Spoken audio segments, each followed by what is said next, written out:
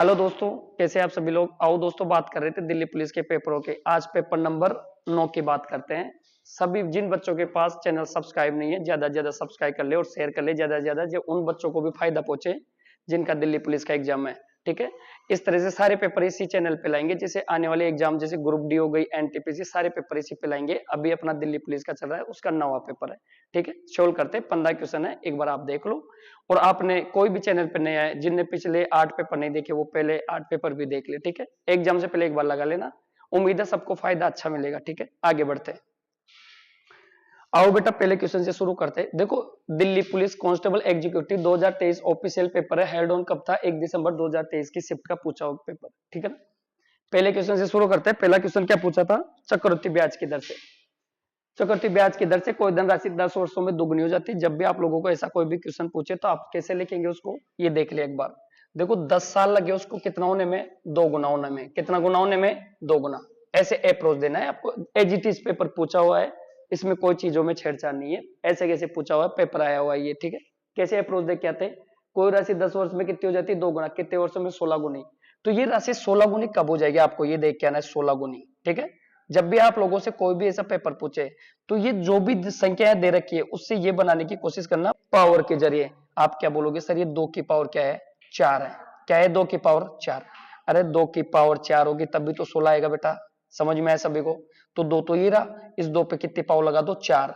2 की पावर 4 से 16 है। जो भी पावर है उस पावर को यहाँ गुणा करके लिख के आना है बेटा। तो 10 को ये 4 से इंटू करेंगे बेटा, कितना हो जाएगा? 40 साल में। तो 40 साल में 16 गुना हो जाएगी। कौन सा ऑप्शन सही था? 4 ऑप्शन सही था। समझ में आप सभी को ये चीजें? तो यहाँ 4 गुना, ये 2 से 16 बनने के लिए कितनी पावर चाहिए थी? 4। 4 को उठा के इससे गुणा करके यहाँ रख के आएंगे तो आंसर आएगा। तो इस तरह से लिखना आना चाहिए। ठीक है ना। आगे बढ़े अगले की तरफ। अगला क्वेश्चन देखो बेटा। अगला क्वेश्चन नंबर क्या पूछा था? 2 देखो, 57 और 75 के बीच की सभी अभाज्य संख्या। अभाज्य संख्या कौन सी होती है? Prime number. वे सभी संख्याएं जो सिर्फ खुद से डिवाइड हो, किसी और संख्या से डिवाइड नहीं हो, उन सभी संख्याओं को क्या बोलते हैं? प्राइम नंबर बोलते हैं। तो प्राइम नंबर देखना था तो देखो इधर, 57 के बाद प्राइम नंबर कौन सा आता है? 59। 59 के बाद कौन सा आता है? 61। 61 आता है। फिर कौन सा आता है? 63 होता है क्या? नहीं होता। कौन सा होता है? 67 होता है। 67 के बाद कौन सा आता है? 71 होता है। 71 के बाद कौन सा आता है? 73 होता है। आप लोगों से पूछा इन सभी के बीच में जो भी प्राइम नंबर आते हैं, जो कि तुमने लिख लिए, सभी अभाज्य संख्याओं का क्या ज्ञात करो? योगफल। ओनली जोड़ ज्ञात करके आना था। देखो, 3 एक 4 होता है, 4 और 3 कितना होता है? 11। 11 एक 12, 12 9 कितना होता है बेटा? 21। 21 का 2 लगा तो देखो सब पे यूनिट डिजिट एक आ रहा है। ठीक है ना, यूनिट। अगर ये यूनिट डिजिट अलग होता तो एक ऑप्शन देख के आंसर मार के आ जाते। ठीक है, पूरा जोड़ने की जरूरत नहीं थी। अब जोड़ लो पूरे को। 7 और 7 14, 14 और 7 20, 20 और 6 कितना होता है बेटा? 26। 26 में 5 जोड़ो 31, 31 3 कितना होता है? 33। समझ में आया? 331। तो आपका राइट आंसर कौन सा होगा? 331, यानी 2 ऑप्शन सही था। समझ में आया सभी को? आगे बढ़ो। देखो, ये भी एग्जाम में पूछा हुआ क्वेश्चन है। क्या पूछा था? प्रॉफिट एंड लॉस से पूछा हुआ क्वेश्चन है ये। क्या पूछा था? एक वस्तु का अंकित मूल्य 420 रुपए, इसमें 368 में बेचा जाता है। यदि 8% की हानि होती है तो वस्तु का अंकित मूल्य क्रय मूल्य से कितना प्रतिशत अधिक है? आप लोगों को सिर्फ इसे एमआरपी का रेशियो बना के आना, बता के आना था कि कितना डिफरेंस है। तो एक वस्तु का अंकित मूल्य 420 है, तो सबसे पहले आप जो चीज दे रखी है उसको लिखो। एमआरपी कितना दिया आपको? देखो बेटा, एमआरपी कितना दिया आप लोगों को? एमआरपी दिया 420, तो एमआरपी लिखेंगे आप लोग 420। तो ये एमआरपी था आपका 420 रुपए। ठीक है, आगे बढ़ते हैं। इस 368 में बेचने के बाद एक व्यक्ति को ज्ञात हुआ, जब उसको सेलिंग प्राइस 368 में बेचा तो उस व्यक्ति को कितनी हानि हुई है? 8%। यानी कोई ना कोई कॉस्ट प्राइस रही होगी जब उन्होंने बेचा, तभी तो उनको पता लगा कि घाटा लग गया। और हमेशा क्रय मूल्य से विक्रय मूल्य की तरफ ही पता लगता है लाभ या हानि। ठीक, 8% का लॉस हुआ उसको, उस व्यक्ति को कितना लॉस हुआ? 8%। यानी आपकी सीपी कितनी रहने वाली है? तो आप लोग बोलोगे सर 368, बट 100% कोई वैल्यू रही होगी, 8% घाटा, तो ये वैल्यू कितने के बराबर? 92% के बराबर, 92% के बराबर रही होगी बेटा। और क्रय मूल्य कितने परसेंट के बराबर होगा? 100%। परसेंट से परसेंट कैंसिल आउट करो। देखो, 4 से काटो, 4 दूनी 8 होता है, 4 नाम 36, तो 4 बार पूरा पूरा कटा, तो वास्तव में उसका खरीदा हुआ मूल्य कितना का होगा? 400। समझ में आ रहा है यहां तक सभी को? तो जब उन्होंने वस्तु खरीदी तो उनको 400 की पड़ी, जब वो बेच के आए तो 368 में, तो सीधा सीधा घाटा कितना हो गया 8% का। आप लोगों से पूछा गया बताओ एमआरपी से सीपी का कितना है, तो आपने देखा यहाँ तो 20 रुपए ज्यादा है कि नहीं, कितने रुपए ज्यादा है 20 रुपए, दिख रहा है ना सबको। एमआरपी 420 बताई उन्होंने, यानी उन्होंने बताया ग्राहक को 420 और वो लेके कितने क्या है 400, तो कितने ज्यादा बता रहे हैं, तो 20 रुपए ज्यादा बता रहे हैं, कितने पे 400 पे। परसेंट बनाने के लिए किससे इंटू करके आओगे 100% से, 2 से काट दिया, 4 से 5 पर, यानी कितना परसेंट ज्यादा बता रहा है एमआरपी से 5%, यानी कौन सा आंसर सही था तीसरा। समझ में है सभी को पीछे तक, ठीक। आगे बढ़ते, आगे हो, यदि 56 श्रमिक 5 दिनों में 4080 रुपए कमाते हैं तो 48 श्रमिक, देखो आप लोगों ने एक चीज पढ़ी है टाइम एंड वर्क में, एक चीज पढ़ी है M1 W1 D1, M1 W1 और D1 और ETC, समझ में है। ETC का मतलब होता है घंटे वगैरह जो भी है। अब यहाँ पे W1 में जो दे रखा है इसकी जगह सिर्फ आप क्या डालोगे, उनका वेतन, वेजेस, जो भी मजदूरी कमाते हैं, समझ में आया, वेजेस यहाँ डाल दोगे। आ जाओ, कितने लोग थे 56 लोग थे, हर किसी ने कितना कमाया, टोटल 4080 रुपए कमाए इन्होंने, और कितने दिन में कमाई बेटा 5 दिन में। लिखने का तरीका वही है। आगे चलते, तो 48 श्रमिक, श्रमिक इधर ही एम में एम डाल रहे हैं, डब्ल्यू की जगह क्या डाल दिया वेजेज, जो इनका मजदूरी थी। तो यहाँ पे पूछा बताओ कितनी मजदूरी कमाएंगे ये लोग 14 दिनों के अंदर, कितने दिनों के अंदर 14। आपका तरीका क्या था, इसको इससे इंटू कर लेंगे, इसको इससे, इस तरह का मैनेजमेंट बिठाओ। जब करेंगे तो आ जाओ 56 इंटू एक्स इंटू 5 दिन में इतने रुपए कमा रहे हैं, बराबर उतने इसके बराबर होगा 48 इंटू 4080 रुपए कमा लेते हैं 48 दिन में, कितने दिन में, ये लोग कितने दिन में कमा लेते हैं इस चीज को, इस चीज में यू 14 दिनों में। समझ में आने लग गया, बोलेंगे सर काट लेते बेटा जिससे अलग पेन से दिखे। देखो दिन से तो दिन काट लो, दिन से तो दिन काट दिए सर ने, जो कट रहा है वो काटो। 14 से कट रहा है क्या, 14 एक कम 14, 14 से कितनी बार कटा बेटा 4 बार, 4 से कितनी बार कटेगा बेटा 4, ये 2 बार, इससे काटो 5 से, 5 से कितनी बार 8, ठीक है 5 अंटा 40, 5 एकम 5, 5 से 6 बार, कोई चीज बच रही है इधर नहीं, इधर भी नहीं बच रही, दोनों को इंटू करके लिख दो बेटा। तो यहाँ पे एक्स निकालना था कितनी मजदूरी कमाएंगे, तो 12 को 6 से गुणा किया तो 2 यूनिट डिजिट आनी चाहिए, यानी ये दोनों आंसर नहीं है, ठीक है। 12 को 6 से गुणा किया 12×6 = 72, यानी 7, 12 और 7 कितना होता है 9, यानी 19, यानी 92 आंसर था ये रहा। यहाँ पे जब पूरा गुणा करेंगे यही राशि आ जाएगी। समझ में आया सभी को, इस तरह से मैनेज करके आएंगे, समझ गए सब। तो यूनिट डिजिट ले लिया सर ने 92, यानी कितना आएगा 9792। समझ में आया सभी को पीछे तक, बोलेंगे सर समझ में आया। आगे बढ़ो, आगे बढ़ते बेटा।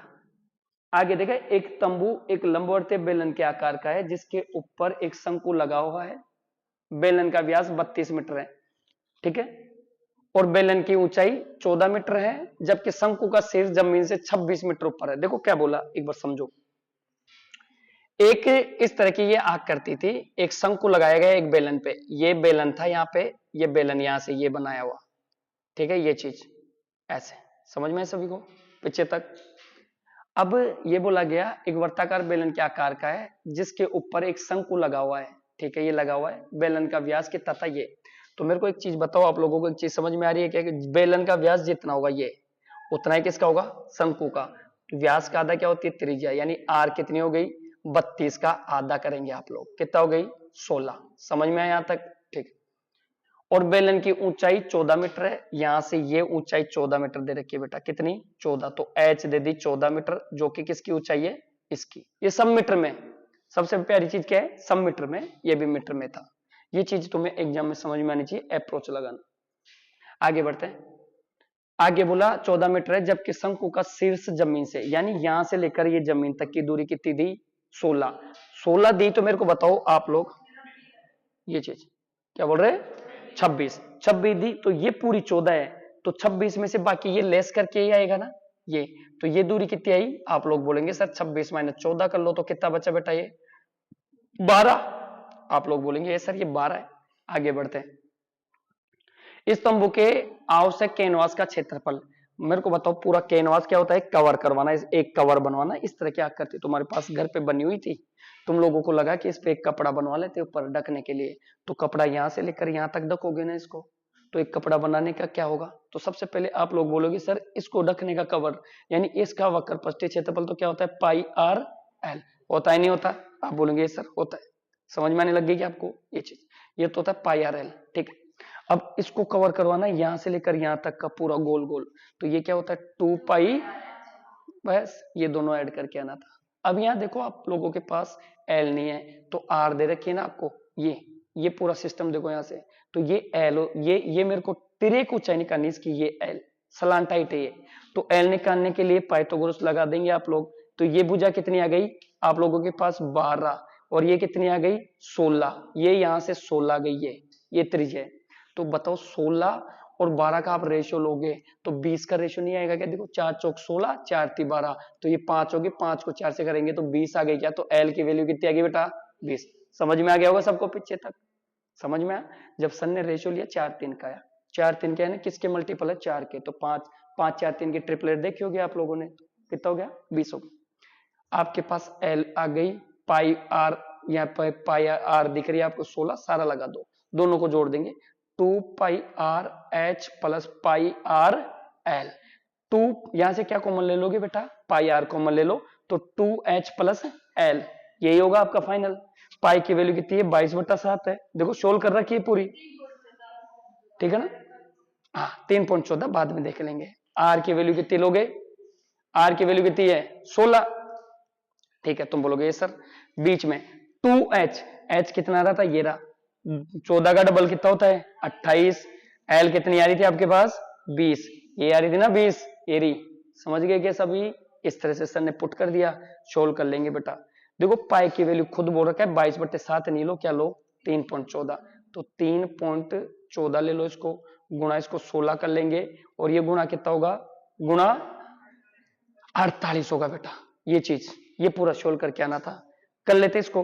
देखो इसको 16 को पहले इससे गुणा करो, 16 को जब इससे गुणा किया तो कितना हो गया 16 चौकू 64, कितना बचा बेटा 6, 16 16 और 6 कितना हो गया बेटा 22, 22 का कितना गया 2, 16 ती 48, 48 2 कितना होता है 50, पॉइंट तो यहां चलेगा। अभी 48 से गुणा करना बाकी रह गया, कर लो। जब 48 से गुणा करूंगा मैं तो ये बाकी जो आएगा फाइनल आंसर आएगा। 48 से गुणा करो, सबसे पहले आप किससे गुणा कर रहे हैं 8 से, ठीक, 8 को इससे गुणा किया, 8 चौक 32, यानी यूनिट डिजिट 2 वाला आंसर है, ये दोनों आंसर नहीं है। समझ में आने लग गई है कहानी? ठीक। फिर मेरे को बताओ, देखो ये इस तरह से लिखा हुआ है 50 24, यहाँ पॉइंट लगा हुआ है, और ये 48 दिख रहा है सबको पीछे तक, ठीक। अब मैं यहाँ जब गुणा करने लगा तो 8 चौक 32 हो गया 3, अब 8 को 2 से करूंगा, 4 को 4 चौक 16, 8 दूनी 16, 4 चौक भी क्या होता है 16, 8 दूनी भी क्या हो गया 16, 16 16 32, 32 में ये जोड़ो 3 35, यानी 52 वाला आंसर है ये, तो वो भी गया। तो आंसर कौन सा है ये, बाकी सारा गुणा करेंगे तो ये सारी वैल्यू आ जाएगी। समझ में आया सबको पीछे तक? इस तरह से जब भी यूनिट मैच कर जाए एग्जाम में तो आप लोग इस तरह से अप्रोच लगा के आएंगे, ठीक है। ये प्रैक्टिस क्लास है, ठीक है ना। तो पूरा निकालने की जर्नी मेरे को यूनिट डिजिट में 2 चीजें दिख गई पॉइंट के बाद 5 2, तो फिर मैंने लगा दिया सारा आंसर। पूरा कैलकुलेट करूंगा तो भी वही बात है, तो एग्जाम में नहीं करना, क्योंकि सारे ऑप्शनों को देखो अलग अलग दे रखा है, बस ये 2 समानता दोनों में, ये तो पहले कट गए, ये तो आंसर हो ही नहीं सकते। समझ में? सभी को समझ में आ रहा है? एक बार दोबारा वीडियो को बैक करके देख लेना, नहीं समझ में आए तो। आगे बढ़ते, चोर का और पुलिस का क्वेश्चन, टाइम एंड डिस्टेंस का क्वेश्चन था, देख लेते एक बार। एक चोर 70 किलोमीटर पर घंटे की गति से बाइक लेकर भाग गया। चोरी की घटना के 1 घंटे बाद पुलिसकर्मी, सबको पता है पुलिस हमेशा लेट आती है, चोर को पहले आगे भागने देती है, क्यों? फिर मजा नहीं आता। चोर पुलिस कभी देखी नहीं कि फिल्म में तुम लोगों ने? पहले चोर आगे भगते हैं, फिर चोर के बच्चे कौन भगती है? पुलिस। पुलिस पहले आ जाएगी तो फिर मजा ही खत्म हो जाएगा चोर पुलिस वाला। तो समझ में ये चीज। आगे चल, देखो एक घर से चोर, ये यहां से देखो एक बार, ये घर था, कोई होम था यहां से, ठीक है। ये कलर चेंज कर लेते इसका मार्कर का, ये लो, यहाँ कोई घर था होम यहां से, ठीक है। ये यहां से एक चोर चोरी करके भगा, ठीक है। पुलिस वाला यहां से आया, पुलिस वाला जब यहाँ आया तो आने में कितना टाइम लग गया इसको? 1 घंटा। और चोर की गति क्या थी? ये चोर था, चोर कौन है? ये चोर। चोर की गति थी 70 किलोमीटर पर घंटे से दौड़ रहा है। कितनी स्पीड से दौड़ रहा है? 70 किलोमीटर पर घंटे। आप लोग मेरे को बताओ, पुलिस वाला बाइक चोरी होने के बाद, जो भी चीज इसने चुराई बाइक चोरी होने के 1 घंटे बाद घर आके पूछता बताओ क्या हुआ, और उसी टाइम तुरंत दौड़ना शुरू कर देता है चोर के पीछे कि साहब यहाँ चोरी हुई है और चोर इस दिशा में गया है। जब ये 1 घंटे बाद आया तो मेरे को बताओ इसकी स्पीड क्या थी, 70 किलोमीटर का बनता। बताओ भैया ये 70 किलोमीटर की दूरी तय नहीं करेगा कि 1 घंटे में? तो 70 किलोमीटर की दूरी तय कर ली यहाँ, तो पुलिस वाला तो यहाँ खड़ा होगा ना इसके घर पे। पुलिस वाला कहाँ खड़ा है? इसके घर पे, और ये भी दौड़ना शुरू कर देगा। यही होता है ना। तो 1 घंटे में चोर यहाँ पहुंच गया और पुलिस वाला दौड़ना अब शुरू कर रहा है। पहले घर गया, पूछा 1 घंटा हो गया साहब, इतनी देर से आप लोग आए नहीं। बोलते हैं हम हमारे हिसाब से आते हैं, थोड़ा डिस्टेंस तो होने दो, फिर पकड़ने का मजा ही खराब हो जाएगा। पुलिस वाला जब पहुंचा, यहाँ पहुंच गया, तो दोनों के बीच में कितनी दूरी का गैप हो गया? 70। 2 घंटे चले, 2 घंटे लेट हो जाता तो 70 का डबल कितना होता है? 140। आराम से होती है चीजें, समझा करो चीजों को। ठीक है सर, अब चलाते हैं इनको, चोर पुलिस खिलाते हैं। पुलिसकर्मी घटनास्थल से, देखो घटनास्थल से पहुंचता है और चोर का पीछा करना शुरू कर देता है। उसी टाइम पुलिसकर्मी अपने वाहन को कितनी स्पीड से चलाता है? 84 किलोमीटर पर घंटा। और वाहन, ये चोर किसी स्पीड से भग रहा है? 70। ये 84 से भगाता है। ठीक है भैया, किलोमीटर पर घंटे की गति से चलना शुरू करता है। चोर पकड़ने से पहले पुलिसकर्मियों को कितने घंटे गाड़ी चलानी पड़ेगी? मेरे को खुद बताओ, चोर को पकड़ने से पहले कितने घंटे तक दौड़ेगा इसके पीछे पीछे? तो सबसे पहले मैंने ये देखा, दोनों, कोई भी व्यक्ति एक ही दिशा में दौड़ेंगे तो उनकी चालें क्या हो जाती है? गड़ जाती है। क्योंकि वो उसको पकड़ में क्यों नहीं आ रहा? क्योंकि उसके पीछे पीछे दौड़ रहा है वो। समझ में आया? तो पीछे पीछे जब दौड़ रहा है तो किसी स्पीड से दौड़ रहा है, तो तुम लोग बोलोगे 84 माइनस 70 कर लो, यानी 14 की स्पीड से पकड़ने की कोशिश कर रहा है सर वो उसको। ठीक है ना, 14 की स्पीड से पकड़ने की कोशिश कर रहा है, तो 14 की स्पीड से पकड़ेगा, कितना गए? 14। 14 आ गया तो 70 किलोमीटर का गैप था इनके बीच, 70 किलोमीटर, तो नीचे 14 का भाग दे दो, 14 पंजो 70। 5 घंटे तक गाड़ी चलाएगा पुलिस वाला। कितने घंटे तक? 5 घंटे। तो तुम लोगों को ये चीज समझ में आई कि नहीं आई? समझ में आई कि नहीं आई? अगर आप लोगों से ऐसा ही क्वेश्चन कोई पूछ लेता एग्जामिनर, और तुमसे ये पूछ लेता, बताओ पुलिस वाले ने चोर को यहाँ लगभग 5 घंटे बाद, यहाँ चोर और पुलिस वाले एक जगह हुए होंगे, यहाँ पकड़ा होगा, तो कभी कभी पूछ लेता है, बताओ पुलिस वाले ने कितनी दूरी तय की? तो आप लोगों को पता होना चाहिए, 84 किलोमीटर की स्पीड से गाड़ी भगा रहा है और 5 घंटे तक चला, तो कितनी दूरी तय कर लेगा? 5 चौका 20, 8 पंजो 40, 42, यानी 420 किलोमीटर की दूरी तय की है पुलिस वाले ने। चोर के पीछे कितनी दूरी तय की है? समझ में? अगर ये पूछता, अगर तुमसे पूछता, बताओ पुलिस वाले को भगने के बाद चोर ने कितनी दूरी तय की? तो आप लोग बोलेंगे सर 70 तो पहले चल लिया था, 70 माइनस करके बता दो इसमें से, तो 350 किलोमीटर। कितना चलेगा? 3.5। समझ में है? इसके अलावा कुछ नहीं पूछेगा एग्जामिनर। ऐसे टाइप बन सकते हैं इस तरह से। आगे, अब आगे बढ़ो। ठीक है, दो मित्र राम और श्याम की आयु का अनुपात। अगला क्वेश्चन 8 नंबर का है। 5:3 है यदि राम श्याम से 12 वर्ष बड़ा है। देखो ऐसे क्वेश्चनों को तो अप्रोच हैंड टू हैंड दिया करो। ये कुछ क्वेश्चन इजी टू मॉडरेट में आते हैं, उनको हैंड टू हैंड करके उन क्वेश्चनों पे लगाओ टाइम को जो लेंथी क्वेश्चन आते हैं। 2 क्वेश्चन मिनिमम लेंथी आते हैं सब पेपरों में। ठीक है, देखो सबसे पहले आप लोगों को पता चला राम और श्याम की बात कर रहा है बेटा। किसकी बात कर रहा है? राम और श्याम। राम की और श्याम की आयु का अनुपात कितना था? ये आयु थी, उम्र, एज की बात कर रहा है। ये किसकी बात कर रहा है? एज। 5:3 में थी। यदि राम श्याम से 12 साल, तो बड़ा कितना है? रेशियो में देखा करो, अनुपातों में जब देखा आपने तो 2 बड़ा था। 2 यूनिट की वैल्यू कितनी है? 12 वर्ष है। ये ईयर का मतलब वर्ष है। 2 से काटा तो 1 की वैल्यू कितनी आ गई? 6 साल। आगे बढ़ते हैं, तो श्याम की आयु क्या थी? श्याम भैया 3 के थे, तो 3 से गुणा करके आ जाते। 3 से गुणा करो, 3 से गुणा करेंगे तो कितना गया? 36 18 साल। तो 18 साल के थे भैया। कितने साल के थे? 18। समझ में आया सभी को? ठीक है, आगे बढ़े। इजी था। ठीक है, यहां तक किसी को दिक्कत आ रही है? नहीं आ रही। अगले क्वेश्चन की तरफ देखो। यदि चीनी की कीमत 30% कम हो जाती है तो कोई एक गृह स्वामी को अपनी खपत कितने प्रतिशत बढ़ा लेनी चाहिए ताकि चीनी पर उसका खर्च कम न हो? देखो आप लोग चीनी वाले, कोई भी दुकान से आप चीनी ले रहे थे, हर बार आप 1 किलो चीनी लेते थे, लेकिन वो 1 किलो पहले 50 रुपए की आती थी। अब आपको दुकान वाले ने बोला भैया देखो चीनी का मूल्य क्या हो गया? बढ़ गया। चीनी का मूल्य बढ़ गया तो अब 40 रुपए की चीज, 50 रुपए की चीज अब 50 में नहीं आ सकती। 1 किलो पहले 50 के हिसाब से आ रही थी, अब 50 की नहीं आएगी, अब 60 रुपए की होगी। तो वो आप लोग बोलो नहीं मैं तो भैया 50 ही दूंगा। तो दुकान वाला क्या बोलेगा? ठीक है भैया, मैं आपको 10 रुपए की चीनी क्या कर दूंगा? कम। जो चीज कम होता है वो खपत होती है, तो 10 रुपए की चीनी कम देगा, उसको क्या बोलते हैं? खपत बोलते हैं। यहाँ पे देखो, अब चीनी की कीमत में 30% कम हो जाती है और मूल्य बढ़ घट जाता। मान लो जो चीनी 50 की आ रही थी अब 40 की आने लग गई। दुकान वाले ने बोला आप लोग फिर 50 रुपए का नोट ले जाके दुकान वाले को साहब ने रख दिया, लो भैया चीनी दो। भैया ने अब की बार 1 किलो से ज्यादा चीनी दी, तो आपने बोला क्यों? भैया ने बोला अब क्या हो गया? कीमत घट गई, आपको 10 रुपए की चीनी ज्यादा। वैसा ही क्वेश्चन है, इसको मैनेज करते हैं। देखो प्राइस पे जो फर्क पड़ता है वो कैसे पड़ा, आपने बोला 30% कम हो गया, मान लो पहले 100 रुपए दे रहा था, आप 30% कम हो गया, लिखने का तरीका ये रखेंगे आप। 30% कम हो गया तो कितना हो गया, 70 हो गया। जब 0 से 0 काटे तो 10 अनुपात 7 का अनुपात हो गया। ये प्राइस का था। किसका रेशियो था बेटा, ये प्राइस का।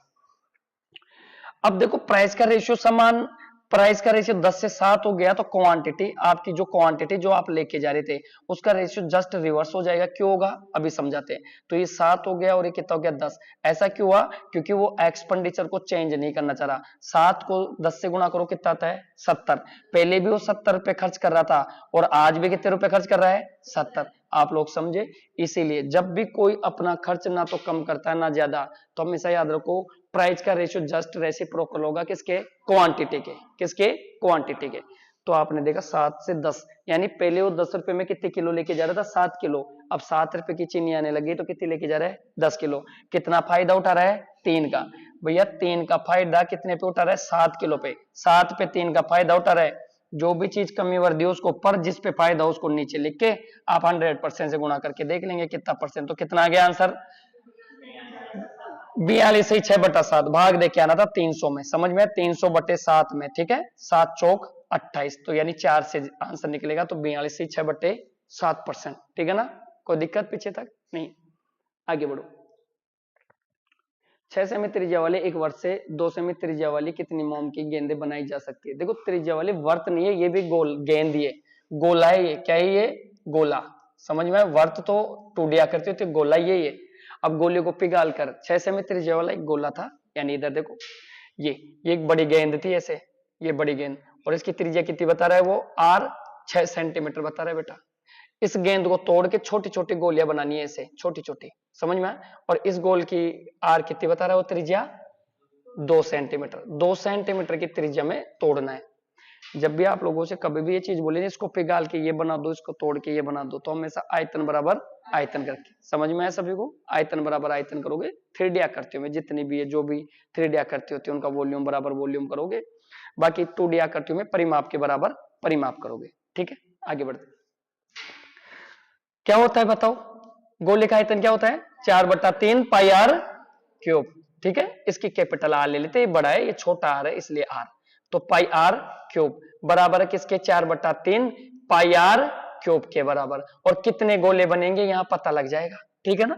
4/3 से 4/3 काट दो बेटा, पाई से पाई काट दो, ठीक है। इसकी आर अलग थी, इसकी आर अलग थी, लिख दो। तो ये कितनी वाले हो गए, 6 गुणा 6 गुणा 6 बराबर 3 गुणा 3 गुणा 2 था, 3 था, 2 था बेटा, ये रहा 2 था, 3 नहीं, 2 गुणा 2 गुणा 2, ठीक है। और कितने बनेंगे, मान लेते x बनेंगे। 2 से कितनी बार, 3 बार। 2 से कितनी बार बेटा, 3 बार। और 2 से कितनी बार, 3। 3 3 9 होता है, 9 3 27 होता है, तो यानी 27 बॉल बन जाएगी। ऐसी छोटी गेंदे कितनी बन जाएगी, 27।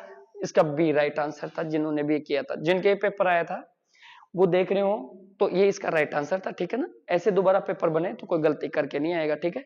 आराम से अप्रोच लगाएंगे, ऐसे पेपर सेट करता है दोबारा, क्योंकि अभी हाल ही में पूछा हुआ पेपर है लास्ट टाइम का, ठीक है ना। आगे बढ़ो। किसी धनराशि को 12.5% वार्षिक साधारण ब्याज की दर से 2 वर्ष के लिए निवेश किया जाता है, तो यह 8,250 हो जाती है। साधारण ब्याज याद करो, देखो 8,250 हो जाती है, यानी आप लोगों से क्या दे दिया, ये 8,250 एक अमाउंट है, अमाउंट है 8,250 रुपए। आप लोगों ने कहा सर ये 8,250 तो अमाउंट है, और अमाउंट का मतलब क्या होता है बेटा, मूलधन प्लस ब्याज, और ब्याज कौन सा इसमें, एसआई। आप लोगों को ये पता होना चाहिए सबको, ठीक है। आगे बढ़ते, 12.5% की दर से वार्षिक साधारण ब्याज की दर से 2 वर्ष के निवेश किया जाता है। तो देखो जब भी ऐसा क्वेश्चन है तो आपने कहा सर 12.5% की दर से 2 साल का ब्याज कितना हो गया, तो 12.5% की दर से 2 साल का ब्याज जो होता है परसेंटेज में वो होता है 25%। कितना हो गया, 25%। आप लोगों ने कहा सर मेरा मूलधन तो कितना था, 100 रुपए में 12 पॉइंट, ये 100 रुपए मूलधन हो गया, 25% ब्याज, 100% मूलधन रहा होगा, 25% ब्याज हो गया, टोटल कितनी राशि हो गई, वो 125% और 25% आपका ब्याज हो गया। टोटल अमाउंट आपकी कितनी होगी बेटा 125%। अमाउंट की राशि आपको कितनी दे रखी है 8250। तो आप लिखेंगे 8250 सर 125% के बराबर है, यानी अमाउंट की राशि अमाउंट के बराबर। भाई 100% तो आपका प्रिंसिपल हो गया, उसमें 25% आपने ऐड कर दिया, क्यों 12.5% का डबल कितना होता है 25%। ठीक है सर, आप लोगों से क्या पूछा साधारण ब्याज पूछा है, तो साधारण ब्याज की वैल्यू किसके बराबर थी 25% के बराबर। तो आप लोगों को सिर्फ 25% का मान निकाल के आना है बेटा। परसेंट से परसेंट काट दो, 25 से कितनी बार कटा 5 बार, 5 से काटो 5 एकम 5 होता है, 5 से 6 बार कटा, ठीक है, और 5 25 1650। कौन सा ऑप्शन सही था ये रहा, ऑप्शन नंबर 3 आपका राइट आंसर है। ठीक है, समझ में आया सभी को, पीछे तक समझ में आया। आगे बढ़ते, फिर भी किसी को समझ नहीं आया एक बार बैक करके देखे। आगे बढ़ते, यदि ए की आई बी की आई से 70% अधिक है। देखो जब भी ऐसा क्वेश्चन पूछे आप लोग ऐसा फ्रेम बना लेंगे, ए और बी, इसकी आई मान लेते ये है और इसकी आई मान लेते ये है, 70% अधिक है, यानी ए की आई बी की आई से 70%। तो अधिक का साइन ये होता है कि नहीं होता, बताओ आप लोग सभी। तो ए की आई बी की आई से 70% अधिक है, तो बी की आई ए की आई से कितना परसेंट कम है। देखो सबसे पहले आपने बोला 70% अधिक है, तो ये 100 होगा, 100 से 70% अधिक कितना होता है 170। ठीक है, तो आप लोगों ने देखा कितना कम है, तो आपने बोला 70 कम है सर बी की आई ए की आई से। तो देखो जो बी की आई है वो ए की आई से कितना कम है 70 कम है, कितने पे 170। आओ गुणा किससे करके आओगे 100% से। आप लोगों को जो पूछा ये निकल जाएगा, आपको 700 में 17 का भाग देना है बेटा। 17 का भाग दे लेते हैं, 17 चौकू 68 होता है कि नहीं होता, बचा कितना 2, 17 कम 17, 41 सही कुछ आंसर आ रहा होगा। दो ऑप्शन ऐसे हैं, तो अपन ने देखा 17 कम 17 होता है, बचा 3, तो ऊपर 3 बचेगा नीचे 17 बचेगा, 5 तो बच ही नहीं सकता, क्या बचेगा 17 बचेगा नीचे। तो राइट आंसर कौन सा 3। समझ में है सभी को पीछे तक, किसी को दिक्कत इसमें नहीं। आगे बढ़ो, एक व्यापारी क्या करता है अपने विक्रय मूल्य को 12.5% की हानि पर अपना माल बेचता है, उसका हानि प्रतिशत ज्ञात करें। देखो ये क्वेश्चन एक बार बच्चे ज्यादातर गलती करते हैं, यहाँ पे विक्रय मूल्य पे निकाल रखा है उसने 12.5%, किस पे निकाल रखा है विक्रय मूल्य पे। देखो जो भी लाभानी होता है किस पे होता है क्रय मूल्य से विक्रय मूल्य पे होता है, ऐसे होता है लाभानी। तो प्रॉफिट एंड लॉस इस पे होता है, आप लोगों को किस पे दिया है, किस पे दिया है विक्रय मूल्य। तो विक्रय मूल्य पे 12.5% की हानि होती है, तो सेलिंग प्राइस का 12.5% हानि बता रहे हैं। ठीक है, तो 12.5% को जब आप लिखोगे फ्रैक्शन में कैसे लिखोगे 1/8, यानी जो 8 है सेलिंग प्राइस है, और ये हानि लिख के बता रखे, दोबारा जोड़ेंगे तो कितना हो गया 9। 8 रुपए जो चीज बता रखी है सेलिंग प्राइस यानी बिका हुआ मूल्य, हानि हुई है 1 रुपए की, तो दोबारा खुद बताओ जो चीज हानि हुई है दोबारा जोड़ेंगे तभी तो सीपी आएगा, तो ये कॉस्ट प्राइस है बेटा, बस इसको समझने वाली बात है। तो 9 रुपए की चीज खरीद के कोई आदमी 8 रुपए में बेच रहा है, तो 1 रुपए का घाटा हो रहा है कि नहीं, यहाँ पे 1 रुपए का, 1 रुपए का घाटा 9 पे हो रहा है। परसेंट बनाने के लिए आप किससे गुणा करके आ जाओगे 100, जो कि क्या होता है 11.11% होता है। ठीक है, 11.1111, ठीक है, तो 11.1111% इसका राइट आंसर आएगा। यहाँ पे ये लिख नहीं रखा, 11.1111% इसका राइट आंसर है, 1/3 नहीं है। कौन सा आंसर है, ये आंसर है। ठीक है, समझ में आप सभी को पीछे तक, क्योंकि ये किसकी फ्रैक्शन वैल्यू है 1/9, 9 का भाग दोगे तो कितनी बार जाएगा 11 से 11% में। ठीक है, ये राइट आंसर था जिनको भी आया था। आगे बढ़ो, दो संख्याओं का लघुत्तम समावर्ती 1728 है, उनका महत्व समावर्ती 4 है, यदि उनमें से एक संख्या। देखो जब भी ऐसा क्वेश्चन कभी भी एग्जामिनर पूछ ले, बाकी इन चीजों को पूरा समझने के लिए आप चैनल के डिस्क्रिप्शन में जाके ये सारी चीजें आप देखोगे एक बार क्लासों में। ये एक प्रैक्टिस बैच है जिसमें आपको प्रैक्टिस करवाई जा रही है कि आप कैसे अप्रोच देख के आओगे। ठीक है, देखो एक क्वेश्चन पूछा तो आप क्या लगा दोगे सीधा, जब भी एलसीएम एचसीएफ दे तो आप बोलोगे सर एलसीएम इंटू एचसीएफ, इसका मल्टीपल किसके बराबर रखोगे, दोनों संख्याओं के गुणनफल के बराबर, ए गुणा बी। और आप सभी को पता होना चाहिए एलसीएम गुणा एचसीएफ ही दो संख्याओं का मल्टीपल होता है।